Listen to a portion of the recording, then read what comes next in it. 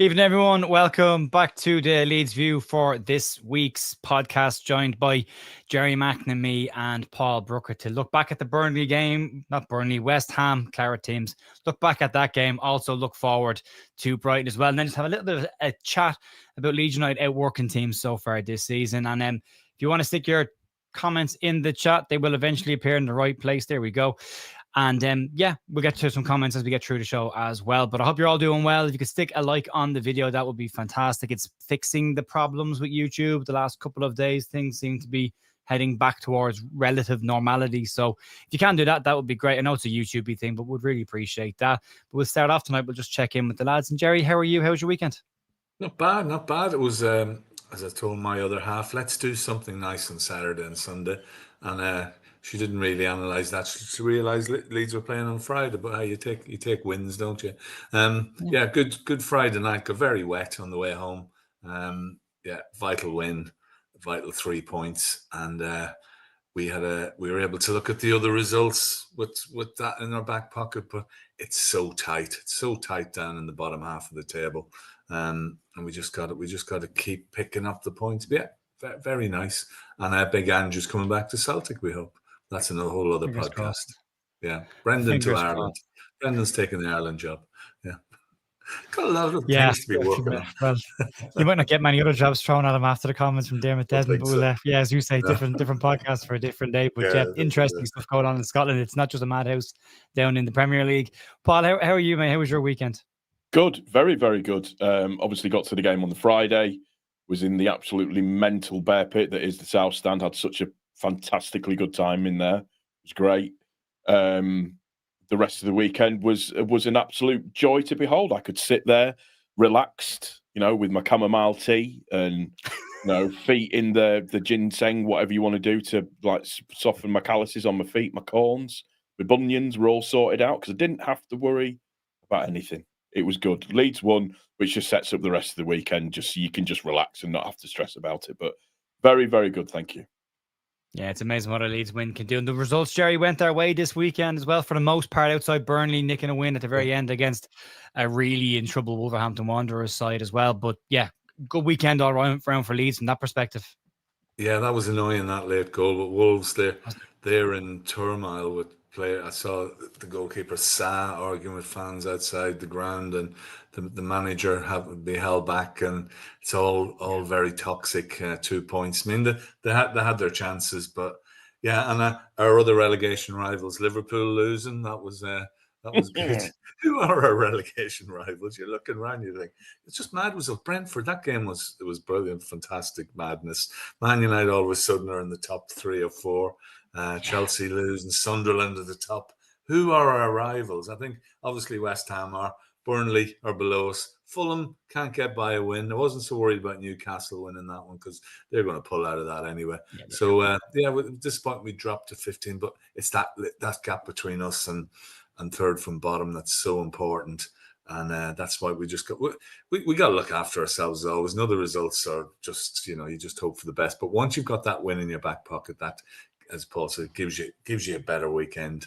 And we just got to get the points on the board, and just everybody else does their thing. And the shock results all around. This is not 3 adrift at the bottom anymore like it has been the last couple of years. This is going to be a real dogfight. Who knows how many points is going to be needed? It could be in the high 30s. This it'll be 40. Who knows? And I think that's slightly worrying because I think the last few seasons we working on about 32, 34. So let's see how that pans out. It's mathematical conundrum. I'm going to say that again.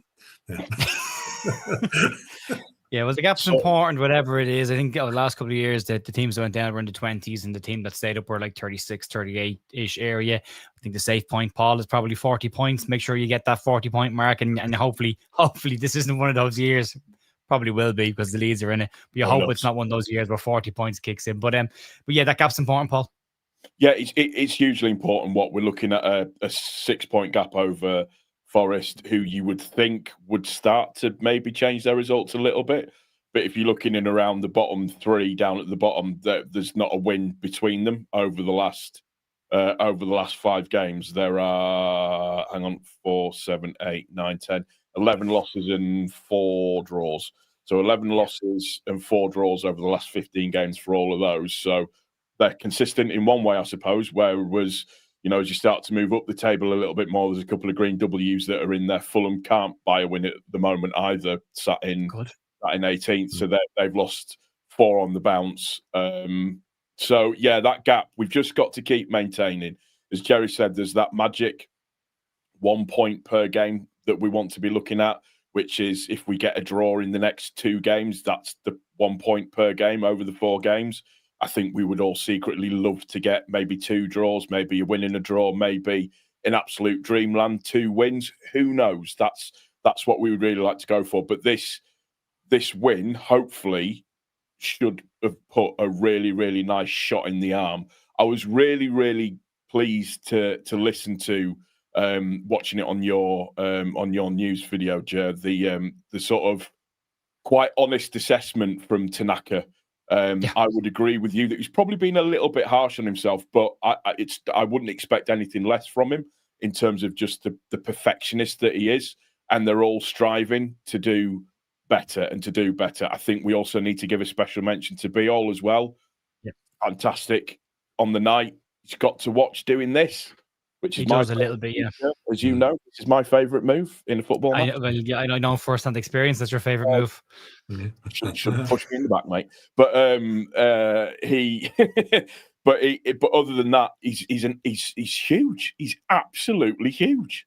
Very mobile as well. His passing was great. I thought everything was very, very good against West Ham, and it was a game that we just had. We just to win, regardless of kind of the result almost. And we can all be critical and pick our bits out of the game. For example, both of us agreeing we job, isn't it? Yeah, it's great.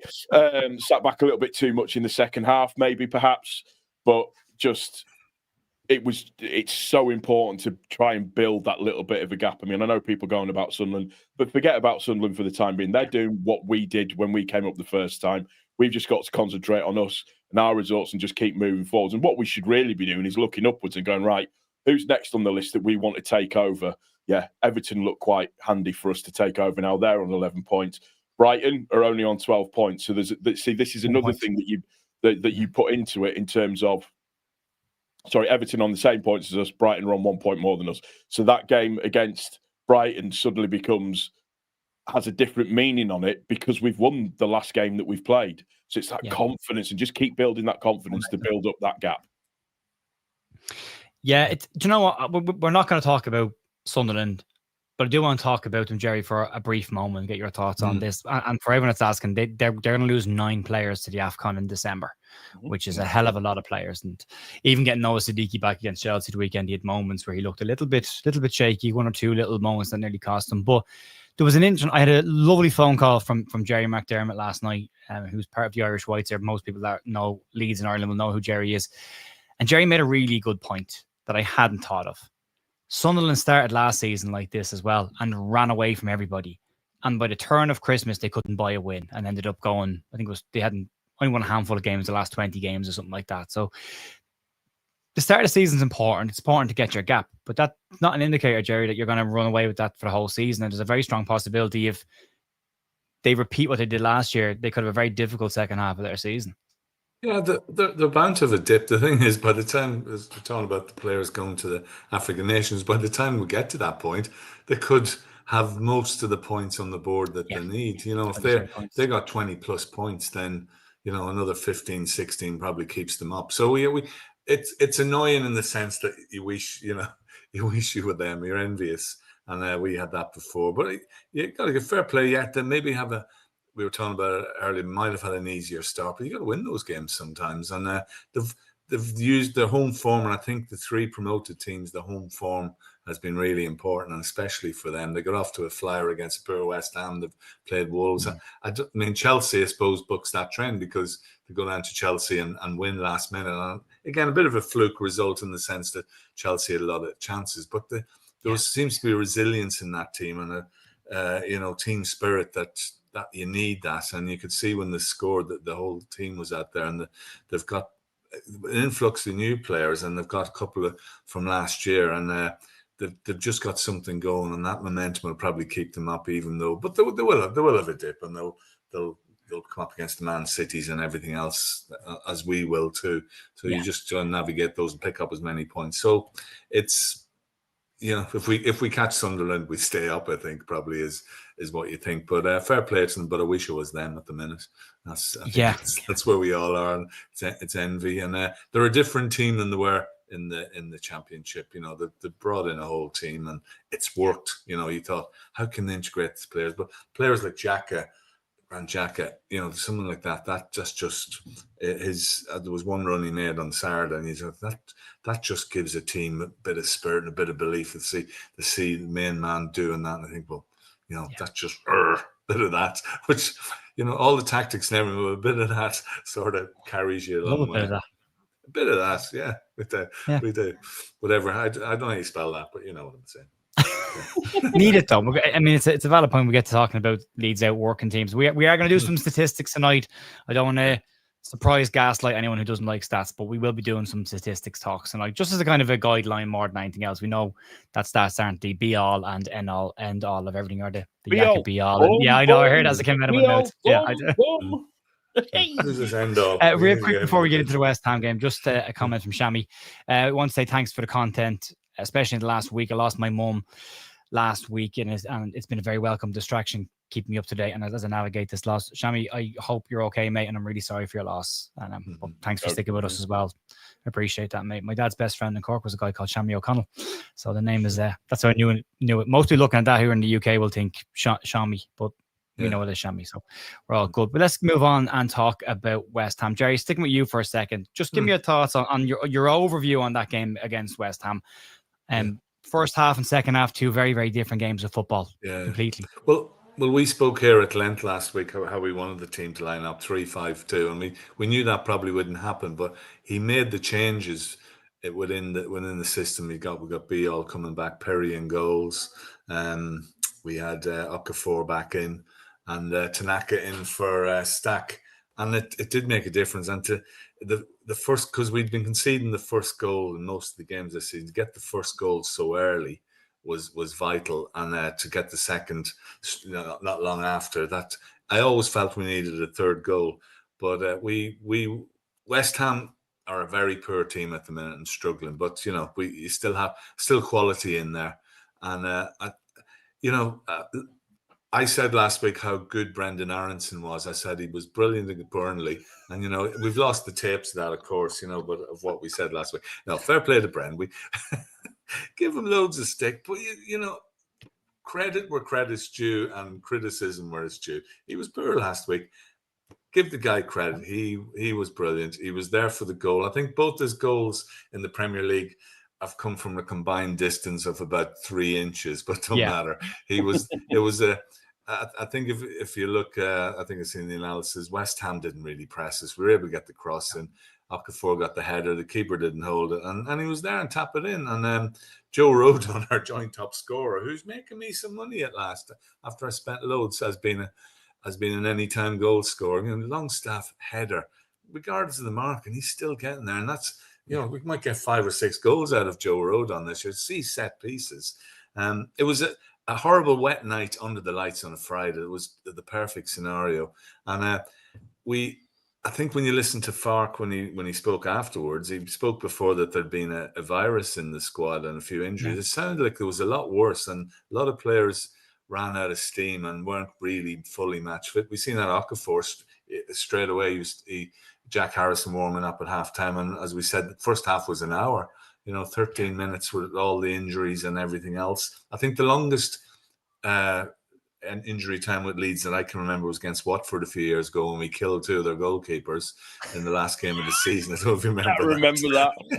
we cost them promotion or winning the title that day, and it was 16 minutes, but it was hard work. We were on the attack. There was so much space in front of the West Ham in that area in front of the back four, and we were challenging. I mean, Ampadu not the best person to get through and have it. He made the run and everything and tried to curl it left foot, which ended ridiculous. Tanaka had his shot, and but still, I felt we needed that third goal. But getting to halftime, West Ham, other than Bowen and Paqueta, you think, yeah, we've got this, but we still got to get the third goal. And as we've seen, we sat back then, and maybe the legs weren't there, but that's a dangerous thing. And to concede that goal in the last few minutes, you could just see it. It would have changed if they had equalised in 2 goals in the last. It would have been disastrous. Wouldn't have deserved it, but could happen. But overall, it was a good performance in the circumstances when players weren't fit and everything else. Of course, there's things we would pick up, and they're not the best team at the moment. But I thought after the Burnley result, we needed a performance, and I felt that we got that from the team. Even Jack Harrison coming on, I think I'd rather Jack Harrison coming on to do a particular job rather than being on the whole game. I think Calvert-Lewin was excellent. Maybe needs somebody up there. Beal, I thought, he's a big unit. The keeper looked more like a keeper. He looked more agile. He looked more. The first few games he looked very stiff and nervous and moving very slow. And I thought he looked confident. He hadn't got major things to do, but he took crosses and he looked confident. So that was encouraging as well. So all in all, I was happy. Tanaka, he was busy in midfield.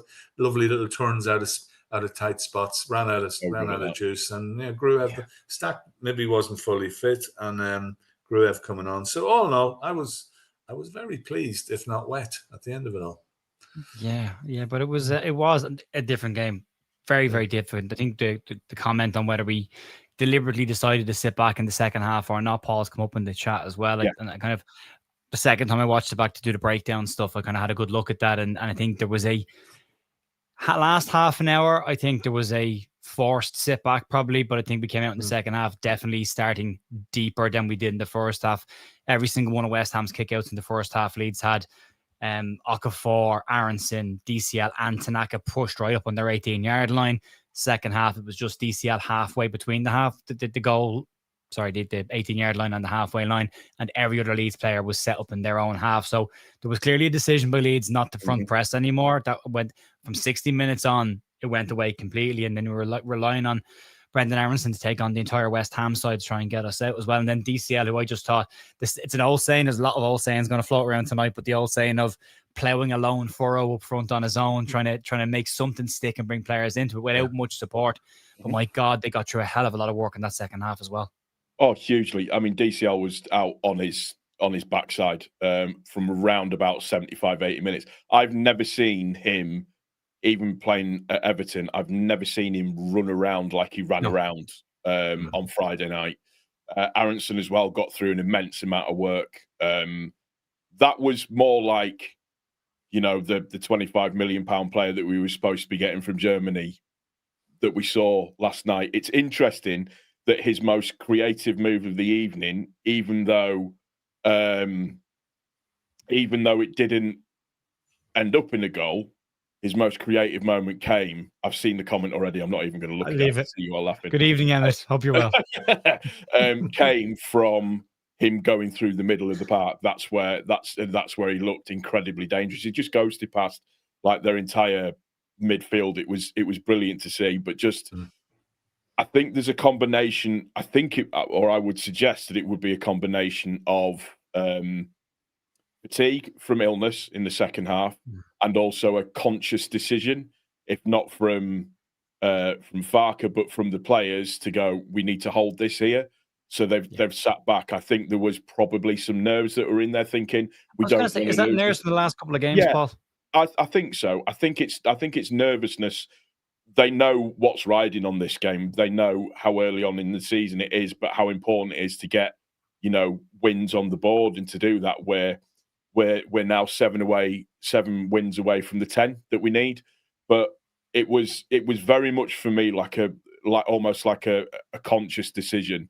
But you could see the fatigue within the squad towards the end of the game, because, and again, I would say whatever virus or illness ran through, if that's the case, then you've got to give absolute credit to the players, which makes sense. Absolutely. When Farke says, I wanted to substitute 11 at halftime, but obviously you can't do that.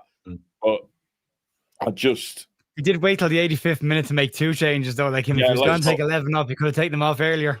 Yeah, I know. I agree with that, but that's probably just Farker when they started to get a bit of a hold into the game, maybe, or maybe we were coming back into it a little bit, and it was just I always question whenever he makes his substitutions a little bit in terms of timing wise and when it's done.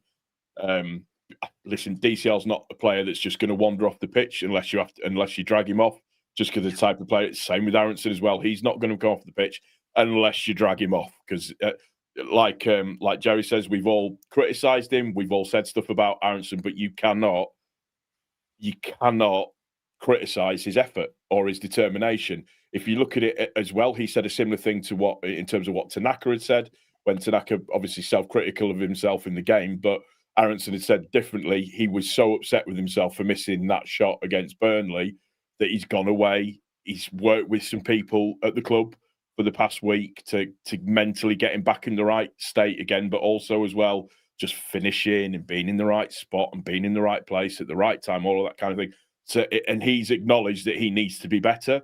So I can't fault them for that side of things at all. The Perry thing that Jerry mentioned as well, with his kicking being a lot more improved and a lot more assured of himself.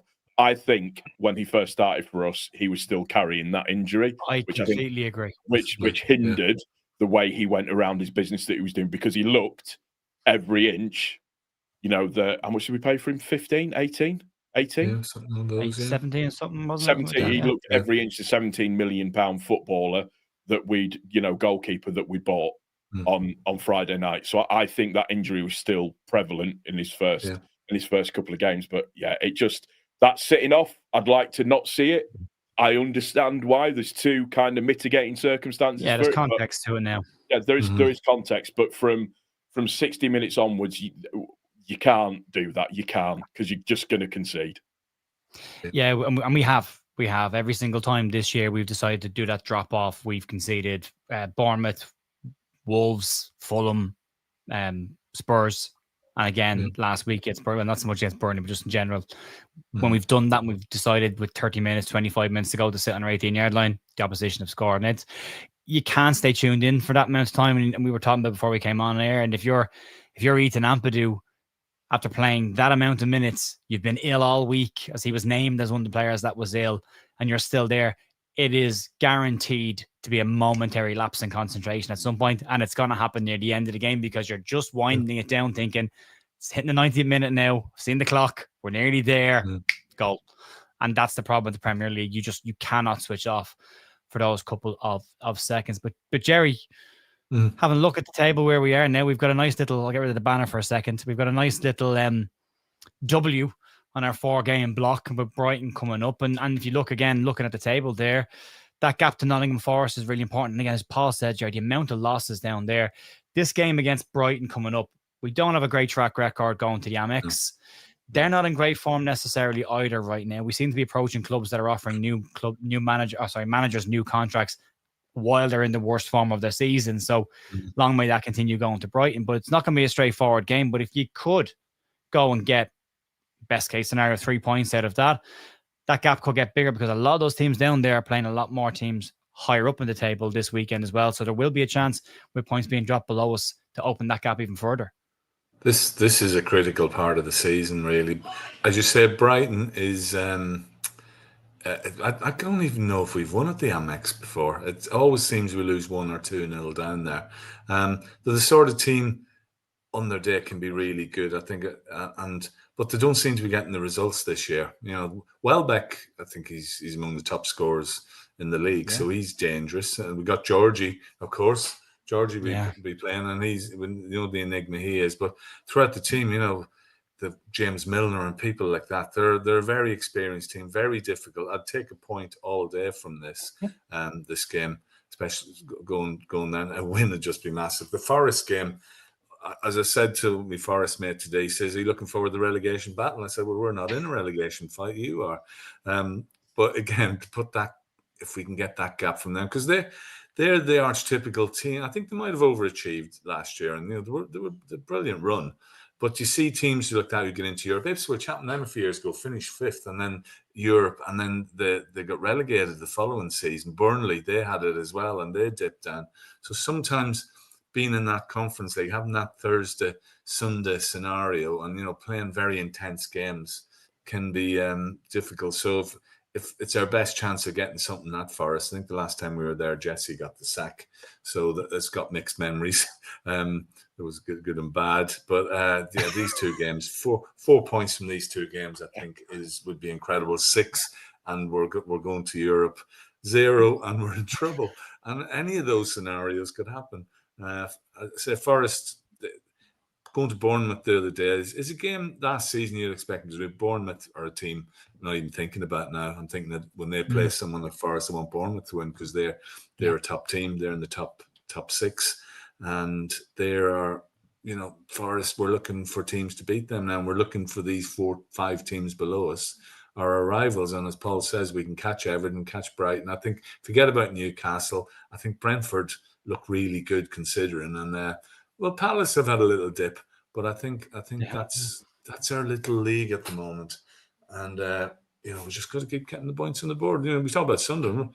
We're a couple of wins from Sunderland, so we're well in there. And let's hope Wolves don't sack the manager and continue to implode as they do. And West Ham, we're going to get West Ham can't sack Nuno. Weeks ago.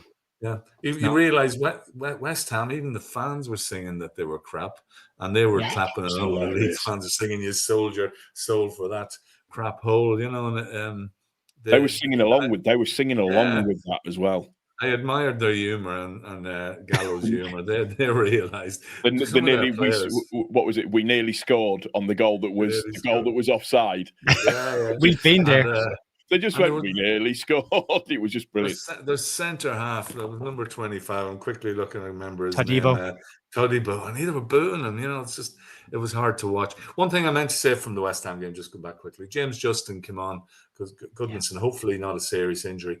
And we were wondering, why did we buy another full-back? That's why. Someone just didn't come in. And if Goodmanson's out for a couple of games, we got a Premier League player come straight in, so it's worth doing. But he was good, Justin. He was very good. Yeah, he looks fit. He's got a bit of pace about him and competent. He's a Premier League ex-international, so it's good to have that. So Brighton, anything a point I'll take all day, and beat for 4 points, and that would be massive. Keep up that. Well, we're away from the 4 points every 3 games, but just this next batch. Yeah, let's Jerry, will Dr. Leeds be on Leeds' side against Brighton? Because as we've just checked here now, Leeds have played Brighton in the Amex 1, 2, 3, 4, 5, 6 times. We've drawn 3, lost 3. Yeah, I knew I couldn't remember a win. Dr. Leeds sometimes, if it goes with form and produces stuff against the grain, we'll take that. But this thing about being on 11 points and nobody getting relegated, we'll stuff that one. If there's a team that can stuff that one, it's Leeds. But that's about time, isn't it? Law of averages, etc., say that we will come through. Nah. There you go. Yeah, well, we get into the other parts, Paul, before we get your opinion. Actually, we get your take on Brighton and what's coming up against us, because it doesn't matter. They're only a point ahead of us, but again, the track records there is not being great. But they're a very good football club. They're a good team. They've got players that can cause you problems as well. So our tails are always up when we get a win, but they're always a couple of dodgy draws, and they're all back down again pretty quickly. So the Peacock's only as happy as its last result. But what's your take on going into the Brighton game? I would 100% take a draw now. I would absolutely 100% take a draw now. The thing that you've got to look at is Brighton have been consistently inconsistent so far this season. Draw, win, loss in their last 5 games overall. They're -1 on goal difference, so they do know how to ship. Overall, they're 3 wins, 3 draws, 3 losses. So they are that consistently inconsistent in terms of the result side of things and winning. So they we need to go there confident. And for me, what I want us to do is I want us to shut them down from the start, or at least go at them from the start with a bit of, the words in my head then, I'm going to say a bit of vim and vigour. It's like, how old am I? 70. Jesus. Great Dutch player. I know. Vim and vigour. But that's what we need to do. We need to go out at these teams very hard and fast. That's what we need to do. I'm going to throw penetration in there as well. I might as well. I'm getting it round on all the talk shows. So one a week at this stage, isn't it? It is, yeah. No, it is. I wish it was one a week, mate. Let me tell you. It's just Too old. it's we just need to make sure that we don't undo all of the hard work that we did in the game against West Ham, and that we come out of this at the minimum is a draw, because that then technically gives us, we can relax, and that's a free hit against Forest then, isn't it? In the grand scheme of things, it's almost a bit of a free hit. You want us to go and win in every game, but it just relaxes us. But Brighton, I would absolutely take a draw now without even questioning it. They do seem to have that level of inconsistency where they can't string a consistent number of results together like wins. So that's where I would like us to be. Yeah, we'll get into looking at some details and some statistics going into this. Wanted to just shout out Joe Rodon, by the way, has now played 95 consecutive league and playoff games for Leeds United, which means he's hit a couple of records here. It's the longest run of matches for a Leeds player right now. It's the longest run by a Leeds player this century, and the longest run by a central defender since Norman Hunter started 113 games in a row between September 1962 and April 1963. Although I initially wrote that down as September 1995, and I was like, that's a hell of a run to go on. That's about 30 years of consistent football. Well done, Norman Boy, the Hunter. Rovers did that. But, yeah, a couple of months. But yeah, that's a terrific achievement by Joe Rodon. But also, he's now our joint top goal scorer, and no defender outside of Raphael van de Ven has, is it Raphael van de Ven? It's Van de Ven anyway. Has scored more goals this season in the Premier League. They both scored 2. So he's setting a precedent for himself. He's got a Wales goal as well. So 3 goals already this season, his best goal return. But also some interesting stats as well. Leeds have not lost a game when El Tanaka has started for them, which is interesting. 1-18, drawn 2. And no Premier League player has created more big chances this season than Sean Longstaff. So they're kind of the base. I'm throwing loads of stats out there to avoid the one about Brighton. And then hopefully one of these actually works in our favour. If we bamboozle the stats gods, then maybe they'll forget a couple of these along the way. But we do need to talk about this. It's one of my favourite lines in football. I used to say it as a coach and a player. I loved hearing it as well. But it absolutely applies to Leeds. Paul, you've sent me a couple of statistics to get stuck into tonight about what we can, I suppose, hang our hat on as a guideline. And as we say always, statistics are not the be all and end all of everything, but they are a guiding principle of where you are and a good indicator of what you're doing, right? Hard work beats talent when talent doesn't work hard. Yeah. All season, Daniel Farke-Ball has told us we don't have the individual talent. So that means we have to outwork teams. And so far, that looks like it's happening. That's the distance covered so far this season. Leeds have only got 2 teams ahead of them that have covered more distance in the Premier League so far this year. Arsenal have covered 1,033 kilometres. Man City have covered 1,031. And Leeds sit in third on 1,028. Now, you can say that's running around or headless chicken stuff, as Pierre said to me earlier on. But I think it's an indicator of just how much this side are working to stay in this league. Well, I mean, 50% of that is from Longstaff anyways, just purely because of the amount of ground that he covers every single game. He gets all over the place, yeah. I'm just not sure what he's fed on. But, you're not going to get anywhere in this league just by sitting and doing absolutely nothing. And, it would be interesting to see where West Ham are, where Wolves are, and where Nottingham Forest are on that list as well. Because looking at it, they're further down that list, clearly. So that tells you sort of everything kind of that you need to know. You've got to be able to... The team is always going to be greater than the sum of individual parts. And if you've got a team that can work together, play together, understand what each person is supposed to do and understand what you're supposed to be doing as a team, that is going to put you into so much of a stronger position moving forwards. And it's that where you know that you can trust the guy to the left, to the right, forward and behind you. It means so much. And the one thing we've talked about it in terms of leaders on the pitch, you've got Longstaff that quite clearly appears to have taken Brendan Aronson under his wing. He's constantly talking to him, putting an arm around him, this, that and the other. You've got Ampadu, who is setting examples by shouting at people when they're laying on the floor, telling them to get up, get back up again. All of that, the proper captain stuff that you need to see. But you've got DCL doing exactly the same thing as well. You've got everybody in and around doing all of the right. So it's a proper team. It's not disjointed. Again, I move to the teams that are currently sat at the bottom of the league, and none of those really look like a team. They don't look like a team. They all look like individuals trying to make something happen. That's what I want. That's the big thing about these types of statistics, is they tell me that you've got a group of players that are trying to work together, which is, for me, it's the main thing. To Slim Hood's comment about stats lying, I would say the exact opposite. Stats don't have feelings. They don't have emotions. They're data, and data doesn't lie. Data is numbers based on fact. So, yeah, it might not be always what the eye test shows you, but as we said at the start of this, it's kind of a key indicator of Leeds doing the basics of what they should be doing to stay in this league. Jerry and Paul said a couple of things there, but you've watched an awful lot of Leeds United sides over the years. Just trusting that side, they're working together, and they're all going to be pushing in the same direction. And these kind of statistics, at least from a base level, show you the hard work is there. Yeah. No, well, I looked at that first and thought it was half of that run and chasing Arsenal's shadows in that particular game. But I think Paul's right. Players know their positions and everything else. And if you look back at teams, remember the Forest team under Cloughy, all a bunch of misfits, but he molded them and they knew their role and everything, hard work, systems, and playing to your strengths, which might not necessarily be skill. Same with Leicester when they won the league.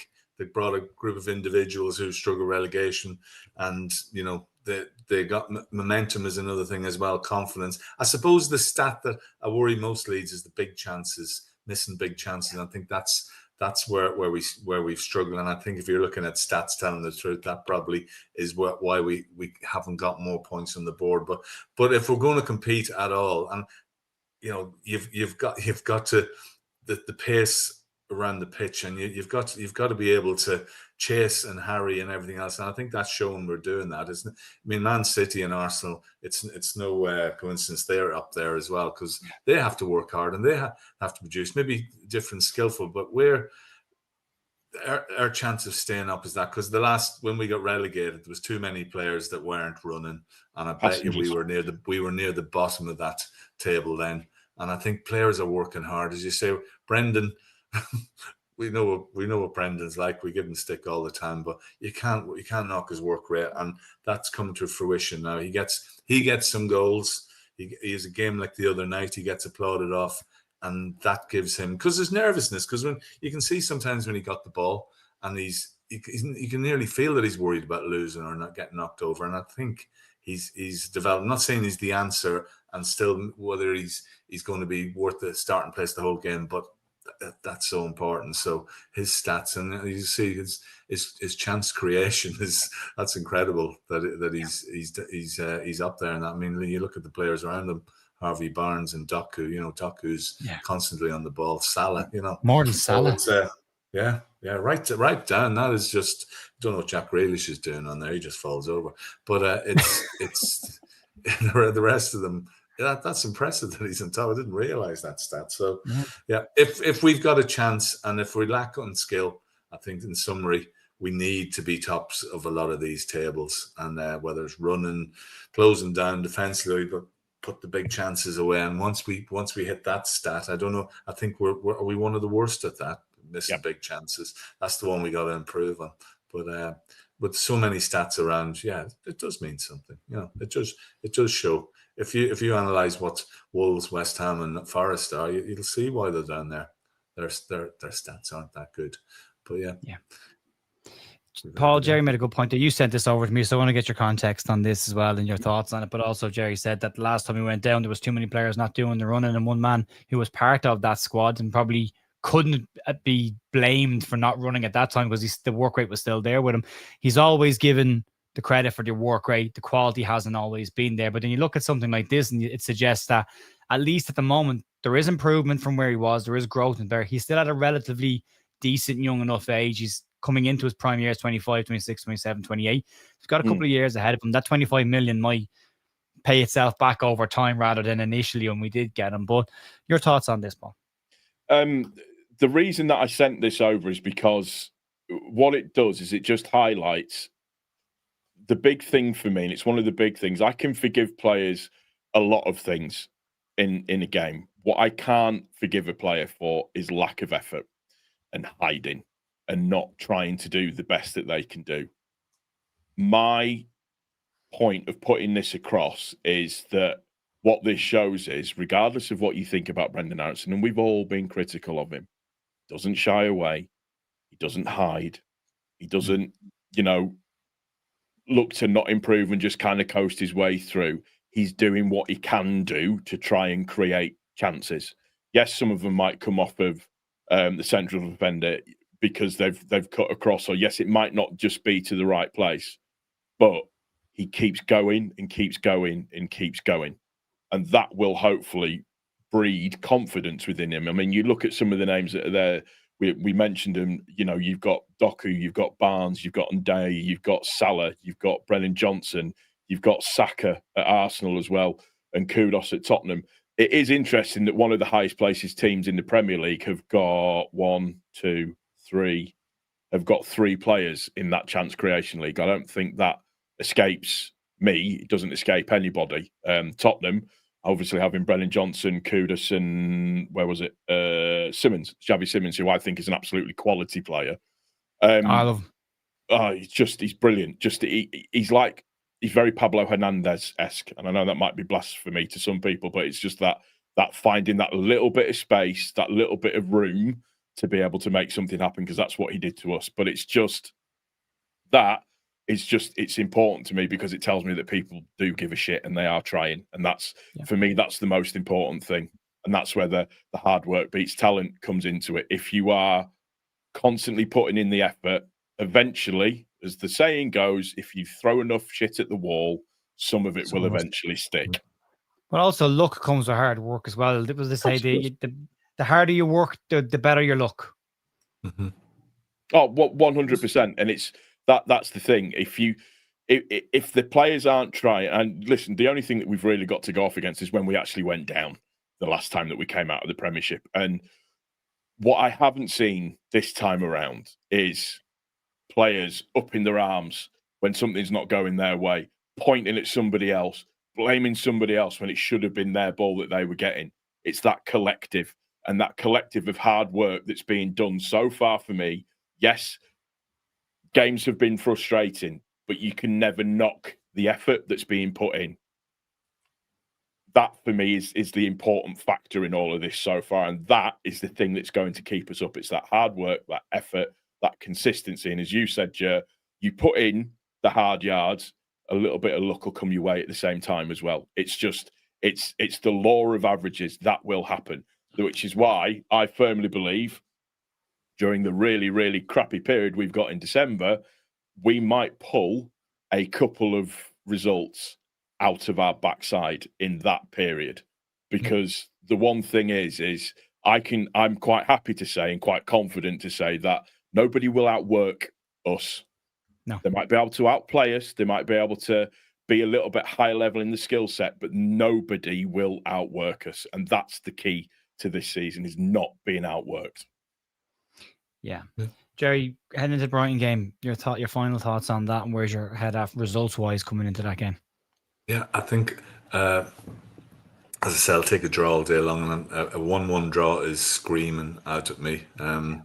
And Calvert-Lewin score needs a goal. Old Calvert-Lewin. Nice. Sorry, somebody mentioned there, which we didn't mention, is Brendan's shot and one hit the crossbar as well. That was heading in. That would have been spectacular. So there's a couple of near misses on assists as well, where players should have scored. Yeah. But yeah, I think the Brighton game is tough. The longer we hold out, we don't concede early, maybe take the lead. Who knows? It's going to be a tight game like that. But yeah, 1-1 draw, screaming all day over that one, and I'll happily drive back the 4 hours 9 minutes it's going to take me to come back from Brighton, and the 35-minute walk from the car park where I'm parked.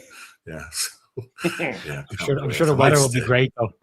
I might stay. I spent one of the coldest days at the Amex once. I remember it was really cold there. I don't know why it was at the time, because it's the South Coast. But yeah, might stay down for the night. I'm not looking forward. That's the bit I'm not looking forward to, is the drive. Yeah, but no, 1-1 draw all the way. Yeah, and a storm coming into the weekend as well. Hopefully Leeds can drum up a bit of a storm themselves. Paul, what's your thoughts on result-wise going into the game? Yeah, same. I've got draw in my mind. I think that's the result that we'll get. they've got a goal in them. Brighton, they generally tend to always have a goal in them, but they do ship goals as well. So there's a good chance for us to be able to get a goal in the game as well. So I feel a draw on there. If we get a win, then I'm sliding naked down the hill outside. Again. Again.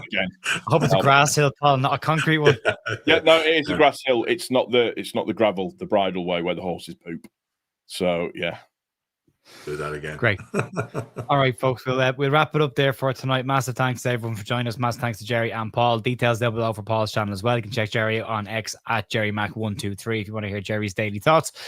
Paul is on the Leeds Therapy. You can check out his YouTube channel and thoughts on X as well. And I'll be back tomorrow morning for some more Leeds news. You can check out today's video as well if you like. And I'll see you soon. And we'll get ready for the preview coming later in the week and Daniel Farkas presser on Wednesday or Thursday. I'm not sure what day it is this week, but we'll find out what the health. Probably Thursday, yeah. Thursday, yeah. We'll find out what the health of the squad is at that point, and hopefully we've got a Willie Nanto back in contention to play as well. The more players we can get back on that bench, the better it will be. But busy couple of weeks ahead. Important couple of weeks before the international break. We'll see how we get on. Folks, enjoy the rest of your evening. I'll talk to you soon. See you. Bye. Bye.